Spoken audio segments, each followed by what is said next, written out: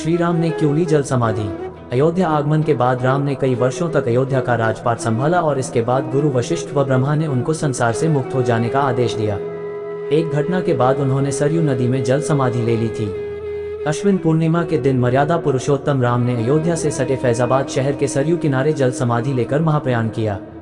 श्री राम ने सभी की उपस्थिति में ब्रह्म मुहूर्त में सरयू नदी की ओर प्रयाण किया। उनके पीछे थे उनके परिवार के सदस्य भरत, शत्रुघ्न, उर्मिला, मांडवी और श्रुतकीर्ति।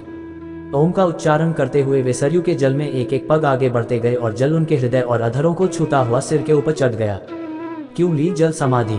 यमराज ये जानते थे कि भगवान की इच्छा के बिना भगवान न तो स्वयं शरीर का त्याग करेंगे और न शेषनाग के अंशावतार लक्ष्मण जी। ऐसे में यमराज ने एक चाल चली। एक दिन यमराज किसी विषय पर बात करने भगवान राम के पास आ पहुंचे। भगवान राम ने जब यमराज से आने का कारण पूछा तो यमराज ने कहा कि आपसे कुछ जरूरी बातें करनी है। भगवान राम यमराज को अपने कक्ष में ले गए। यमराज ने कहा कि मैं चाहता हूं कि जब तक मेरी और आपकी बात हो उस बीच कोई इस कक्ष में नहीं आए। यमराज ने अपनी बात को आगे बढ़ाते हुए कहा कि अगर कोई बीच में आ जाता है तो आप उसे मृत्युदंड देंगे। भगवान राम ने यमराज की बात मान ली और यह सोचकर कि लक्ष्मण उनके सबसे आज्ञाकारी हैं, इसलिए उन्होंने लक्ष्मण जी को पहले पर बैठा दिया।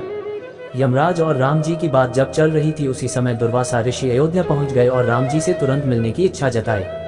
लक्ष्मण जी ने कहा कि भगवान राम अभी यमराज के साथ विशेष चर्चा कर रहे हैं। भगवान की आज्ञा है कि जब तक उनकी बात समाप्त नहीं हो जाए कोई उनके कक्ष में नहीं आए, इसलिए आपसे अनुरोध है कि आप कुछ समय प्रतीक्षा करें।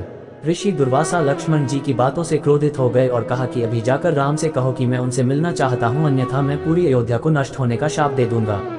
लक्ष्मण जी ने सोचा कि उनके प्राणों से अधिक महत्व उनके राज्य और उसकी जनता का है, इसलिए अपने प्राणों का मोह छोड़कर लक्ष्मण जी भगवान राम के कक्ष में चले गए। भगवान राम लक्ष्मण को सामने देखकर हैरान और परेशान हो गए। भगवान राम ने लक्ष्मण से पूछा कि यह जानते हुए भी कि इस समय कक्ष में प्रवेश करने वाले को मृत्युदंड दिया जाएगा, तुम मेरे कक्ष में क्यों आए हो। लक्ष्मण जी ने कहा कि दुर्वासा ऋषि आपसे अभी मिलना चाहते हैं, उनके हट के कारण मुझे अभी कक्ष में आना पड़ा है। राम जी यमराज से अपनी बात पूरी करके जल्दी से ऋषि दुर्वासा से मिलने पहुंचे। यमराज अपनी चाल में सफल हो चुके थे। राम जी से यमराज ने कहा कि आप अपने वचन के अनुसार लक्ष्मण को मृत्युदंड दीजिए। भगवान राम अपने वचन से विवश थे।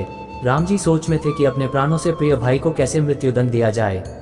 राम जी ने अपने गुरु व वशिष्ठ जी से इस विषय में बात की तो गुरु ने बताया कि अपनों का त्याग मृत्युदंड के समान ही होता है, इसलिए आप लक्ष्मण को अपने से दूर कर दीजिए, यह उनके लिए मृत्युदंड के बराबर ही सजा होगी।